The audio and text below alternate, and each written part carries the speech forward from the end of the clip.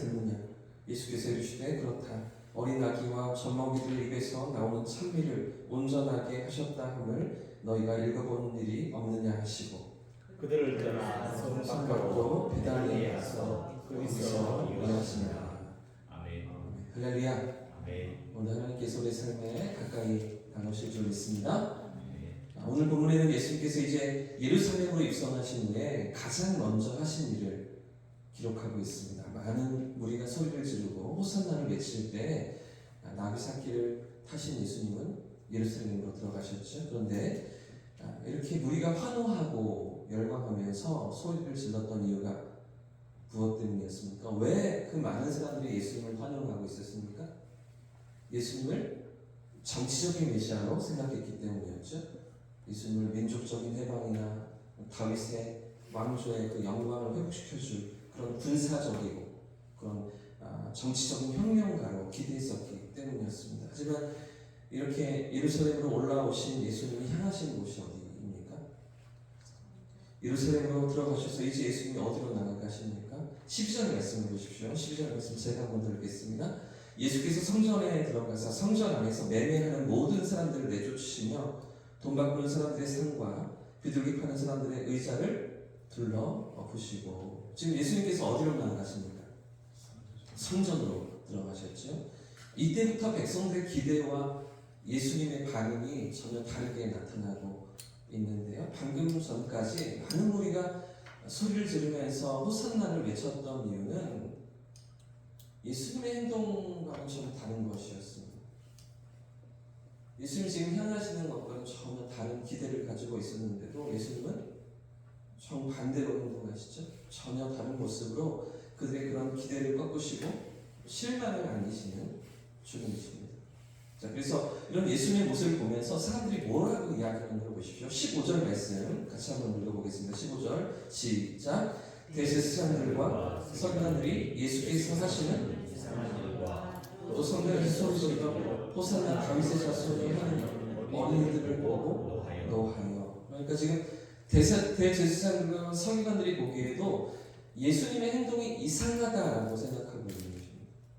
그러니까 지금 성전에서 장사하는 사람들 내쫓고 돈 바꾸는 사람을 뒤집어 엎으시는 그 행동 자체만 이상한 것이 아니라 저렇게 백성들이 환호하고 열광했는데 그렇게 떠들썩하게 왁자지껄 지금 예루살렘으로 올라오신 예수님이 뭔가 대단한 일을 이루실 거라고 이렇게 생각하고 기대하고 노심초사 지금 지켜보았는데, 그런데 전혀 다른 행동을 보이시는 예수님의 지금 이 모습이 지금 사람들이 무리가 기대했던 모습과 정반대로 성전으로 들어가셔서 지금 이런 모습을 보이시는 예수님이 이상하다라고 종교 지도자들도 생각했다는 것이죠.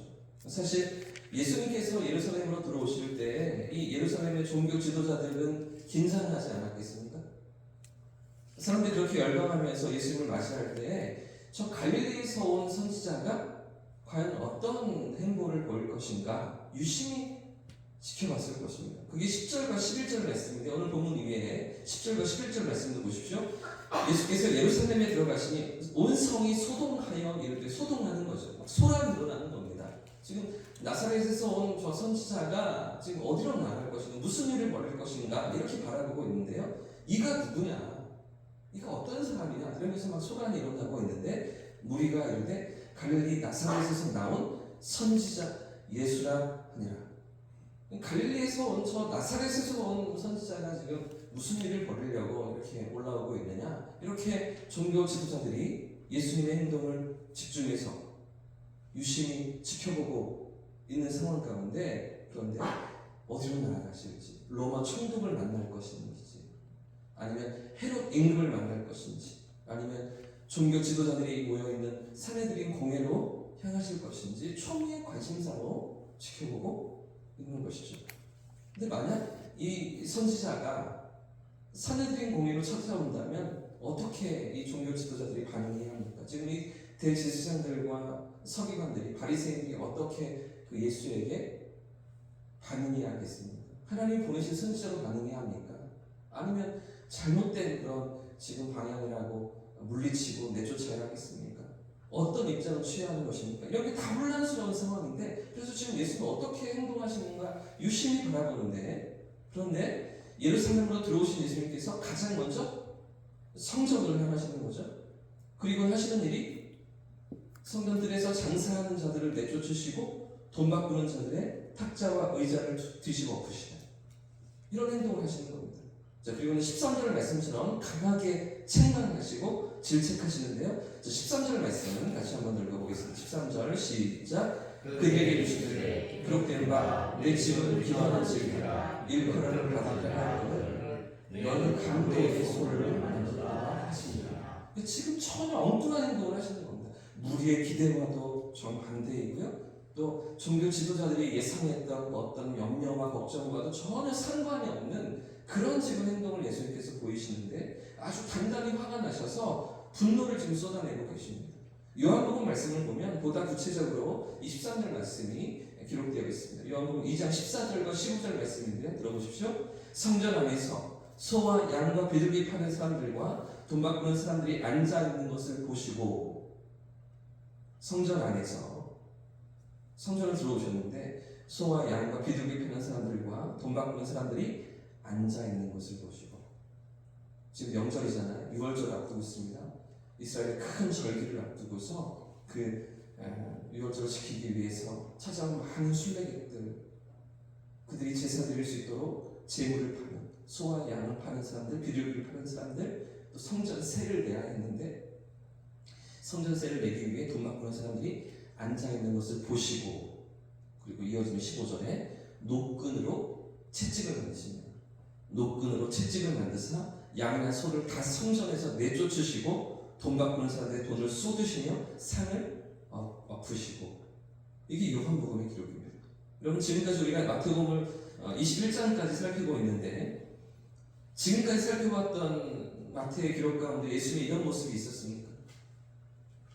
예수님께서 이렇게 화를 내시고 분을 내시면서 폭력을 사용하시는 적이 있으십니까? 이렇게까지 과격하게 행동하신 적은 없었거든요.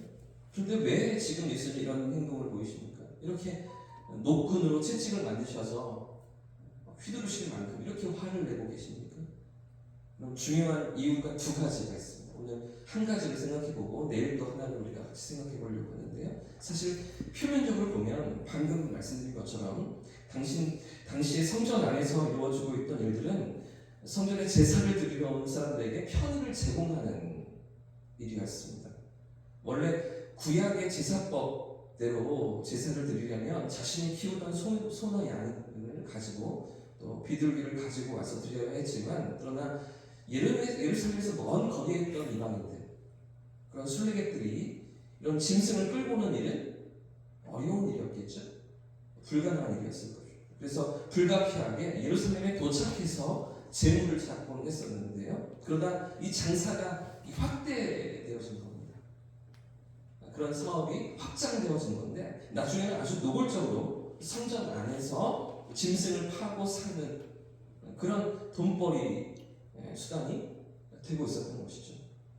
뿐만 아니라 돈 바꾸는 사람들도 마찬가지입니다. 당시에 이런 돈을 바꾸는 사람들이 필요했던 이유는 성전세 때문인데요.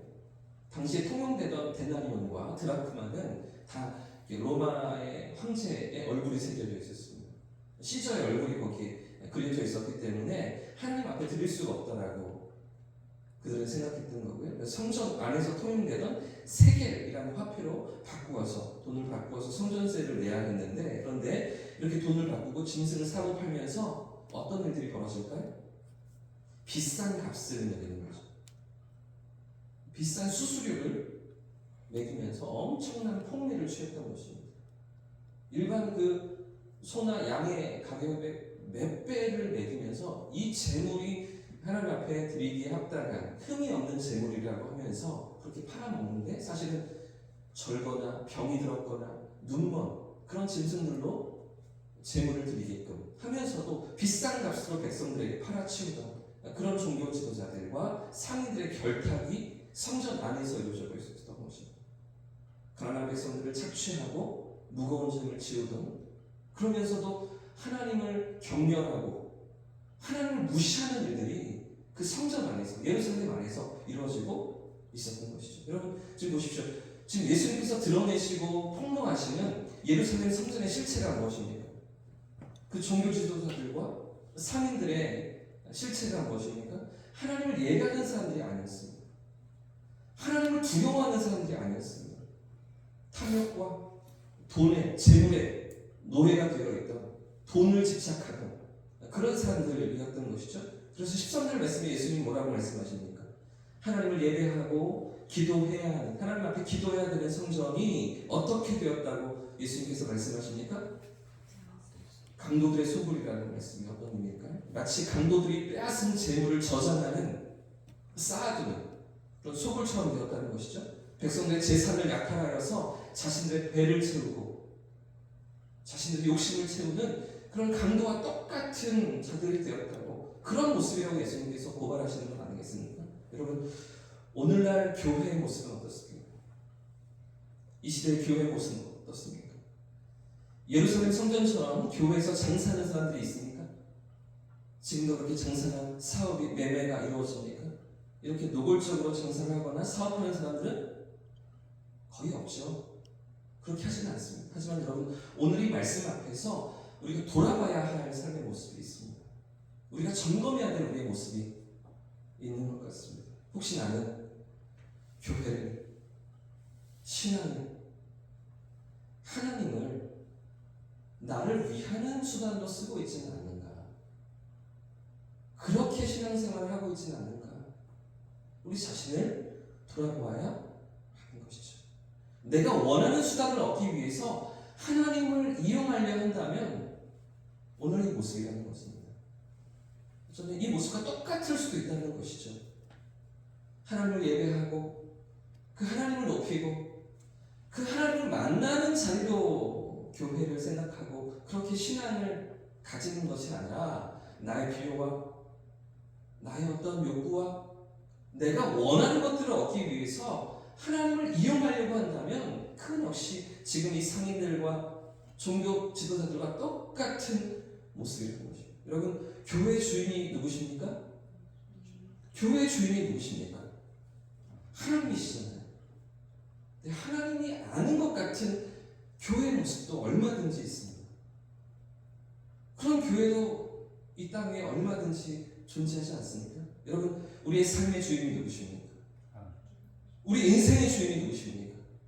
그런데 내가 주인이 되어서 내가 주인인 것 마냥 내 생명과 호흡도 내 마음대로 하지 못하면서 내일도 한 시간 후도 알지 못하면서 내가 주인인 것처럼 살아가는 사람들도 얼마나 많이 있습니까? 교회 안에도 그런 사람들이 있습니다.